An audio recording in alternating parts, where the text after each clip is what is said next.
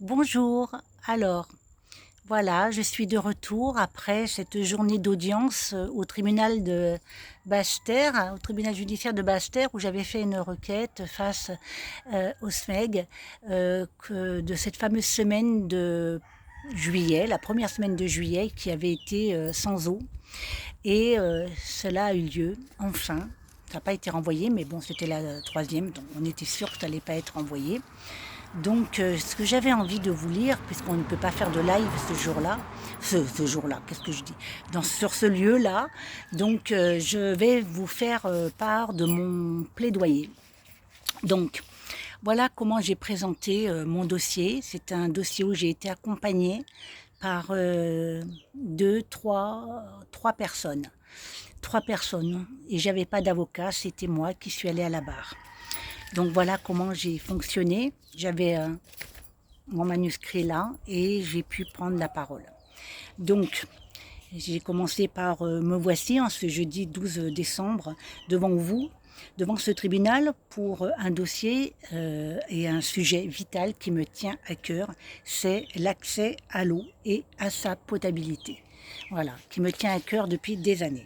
Tout a commencé le 1er juillet, lorsque je me suis retrouvée avec l'ensemble de la population de Déhay sans eau. Confiante, je pensais que la situation allait revenir, serait vite revenue à la normale, mais les jours, 1, 2, 3, 4 jours, 5 jours passèrent. L'exaspération, l'incompréhension gagnaient du terrain avec le lamentin. En effet, les différents communiqués du SMEG étaient laconiques. La colère des habitants et moi-même devenaient palpables, au point que des habitants de Déhay bloquèrent spontanément la route nationale 2. Indépendamment de ma propre expérience en tant que propriétaire d'un gîte, cela m'a fait perdre des réservations et c'était un outil en moins de mon travail. Fermeture des services publics, comment rester insensible devant cette mère de famille désemparée pour assurer l'hygiène de ses jeunes enfants? Comment rester insensible devant ces jeunes enfants qui, en période d'examen, ne pouvaient se laver correctement et être dans des très bonnes conditions, et comment rester insensible devant cette femme de 75 ans malade qui ne pouvait pas se procurer des bouteilles d'eau. Cette situation de détresse est malheureusement celle des centaines de milliers de Guadeloupéens et au quotidien. Certes, je savais que le passage d'Ono 10 vers le SMEG ne se ferait pas sans embûches. De nombreux communiqués avant le 1er juillet 2024, de sourdité et de mutisme du SMEG, des conditions de reprise des salariés, le manque de communication entre les différents partis était criant. Et qui nous a amené à vivre cette semaine chaotique de juillet 2024 sur cette situation, on va dire, dramatique. J'ai donc pris la décision, comme vous le savez, d'agir par le biais de la justice. Je me suis jointe aussi dans le bus avec la mairie de Déhay pour avoir une rencontre avec le SMEG, car je ne comprenais pas, je voulais comprendre. Ils se disaient tout, sabotage, mouvement social, que sais-je encore. Pourquoi alors si peu d'anticipation du SMEG ? Pourquoi n'y a-t-il pas eu de réquisition sous ordre de la préfecture ? Peut-on se contenter d'un droit de réserve, de retrait, motivé parce qu'il y avait les échéances électorales, nous étions dans le deuxième tour de cette semaine-là? C'était la réponse de la préfecture, au regard d'une situation d'urgence. Car la loi Brottes, depuis 2013, spécifie bien qu'il est interdit de couper l'eau, même pour les impayés.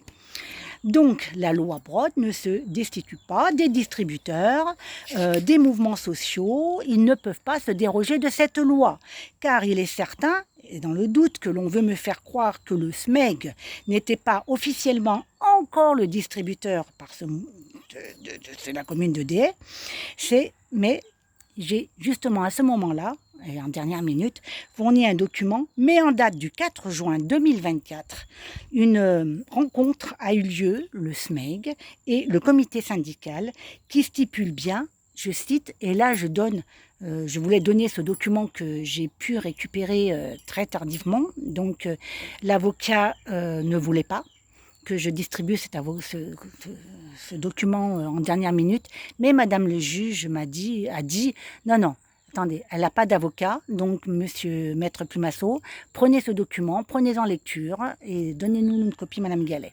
Donc je l'ai fait. Donc par conséquent, il convient de décider du mode de gestion possible à partir du 1er juillet 2024 pour le service public de l'eau potable à Déhay, et ceci jusqu'au 31/12/24. Donc c'était bien écrit dans ce PV de cette rencontre du 4 juin. Et après, alors moi quand j'ai vu ça, je me suis dit au 31/12/24, alors qu'est-ce qui va se passer au 1er janvier 2025? Voilà. Donc, est-il obligatoire d'avoir de l'eau?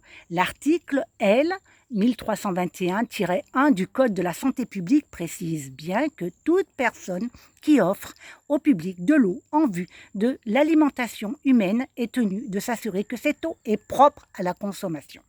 Accès à l'eau potable et à l'assainissement est un droit de l'homme reconnu à l'échelle internationale. Voilà, j'ai continué mon discours. Alors, pourquoi le SMEG n'a pas anticipé avec tous ces précédents juridiques, encore à ce jour, n'ont-ils pas pris les devants pour éviter cette situation? Les salariés aussi mobilisés de Onodis ont été pourtant clairs lors de cette rencontre. Je m'en rappelle très bien, j'y étais. Le 4 juillet, au siège du SMEG, ils ont bien dit « Ils ne sont pas responsables des coupures de l'eau qui circulent, même parfois par moment, et surtout, attention, elle n'est pas traitée. » Alors par ailleurs, en tant qu'usager, j'ai voulu demander un contrat, je l'ai bien précisé, que j'ai fait par courrier et via en recommandé à Onodis et au SMEG pour connaître la connaissance du règlement des services définissant les prestations assurées ainsi que les obligations respectives de l'exploitant et des abonnés. Vous n'avez pas de contrat, je n'ai jamais eu de réponse, nous n'avons aucun contrat en Guadeloupe au niveau de l'eau. Mais tout ceci dépasse largement ces journées sans eau parce que quand l'eau est revenue, a démontré un réel manque de respect des droits et des obligations du fournisseur, le SMEG, de fournir une eau conforme aux normes de qualité. Aucune analyse de l'eau n'a été réalisée par la suite, pourtant un communiqué de la mairie exhortant les usagers à ne pas consommer l'eau du robinet jusqu'à nouvel ordre. Nous n'avons jamais eu ce nouvel ordre. Il a fallu la tempête Ernesto pour que nous puissions comprendre et que nous avons enfin eu un mot où on pouvait, après la tempête, consommer l'eau. Il a fallu ça. Donc plusieurs communes, justement, par rapport à cette tempête, étaient tenues à ne plus consommer l'eau. C'était nouveau. Et je suis contente. Nous ne pouvons donc pas nous contenter de cela et souhaitons maintenant, et je l'ai demandé au tribunal qui l'a bien noté, des analyses tous les 15 jours sur la commune de Déhay ainsi que toutes les communes de la Guadeloupe de l'eau qui coule de nos robinets. Ça a été demandé. Quelles sont les garanties à ce jour? Justement, je leur ai dit que l'eau est potable. C'est pour ça que j'ai demandé à ce qu'on ait des analyses qui circulent tous les 15 jours. Pourquoi sommes-nous sans analyse à Déhay? Le doute étant, l'achat de bouteilles pèse sur le budget des uns et des autres. Et je suis intervenue aussi sur qu'en est-il des restaurateurs et des breuvages? Ne doivent-ils pas eux aussi avoir une eau saine pour leur préparation, leur production, la conservation, les denrées alimentaires, jusqu'à même le nettoyage des équipements? C'est une règle d'hygiène définie par le règlement du 30 avril 2004 et ils n'ont pas été sommés de fermer. Quand il n'y a pas de coupure d'eau, les restaurants ils tournent. Quand il n'y a pas de coupure d'eau. Quand il y a des coupures d'eau ou qu'il ne faut pas consommer l'eau, les restaurants, on leur demande pas une fermeture administrative. Donc, bon, j'ai trouvé que, voilà, j'en ai parlé. N'oublions pas que le 6 mars 2024, des experts indépendants mandatés par le Conseil des droits de l'homme appellent la France à garantir l'accès à l'eau potable en Guadeloupe. Cette situation, j'ai expliqué, perdure depuis plus de 20 ans. Mon implication par le passé dans une association de défense des usagers de l'eau en Guadeloupe a alerté et je vois que cela se dégrade d'année en année, rien ne s'arrange. C'est pourquoi, et ça s'est terminé là-dessus, c'est pourquoi je vous demande par principe, parce que on m'a obligé à demander des indemnités, autrement ça pouvait être débouté. Le remboursement de mes 2 clients qui ont dû annuler leurs anniversaires dans mon gîte cette semaine-là, la somme de 219 €, sans les dommages et intérêts, parce que pour moi, c'est un principe pour faire bouger les choses, car nous n'avons pas de plainte civile en Guadeloupe. Voilà, donc ça créerait un précédent. Le délibéré sera le 30 janvier. Donc, je recevrai un courrier, j'en informerai, je vous en informerai, parce que l'avocat, lui, il demande à débouter Madame Gallet, que le SMEG n'est pas responsable, qu'il y avait un mouvement de grève, qu'il y a eu du sabotage et que quelqu'un avait la main aussi sur la distribution de l'eau d'EDF. 3 points d'interrogation, une bulle dans ma tête, je vais, quelqu'un avait la main. Et il a aussi mis l'accent sur la mairie de Déhay qui a détérioré les relations à partir de mai avec le SMEG, qui a rompu la communication et que ça a créé une situation déplorable. Voilà, lui, ça a été sa défense. Maintenant, c'est à Madame le juge de faire son travail. Moi, je serais contente que ça ne soit pas débouté, parce que ça crée un précédent, une jurisprudence, et c'est la première fois qu'un civil dépose une requête au tribunal. Voilà, d'habitude ce sont les associations, et bien là, je l'ai fait toute seule sans avocat, parce que j'ai toujours été dans le problème de l'eau. Je remercie tous les messages que j'ai reçus. J'en ai reçu beaucoup ce matin aussi. C'est vrai que je communique d'une façon un peu spéciale, voilà. C'est ma façon, je suis ainsi. Je suis une militante dans l'âme, je suis une militante dans ma spiritualité, je suis une militante dans mon cœur. Et je suis, je crois, encore plus indépendante que les indépendantistes, comme je dis, car j'ai toujours vécu sans filet, j'ai toujours été chef d'entreprise. Depuis l'âge de 22 ans, j'ai jamais connu tous ces congés, tous ces arrêts de maladie, les vacances payées, tout ça.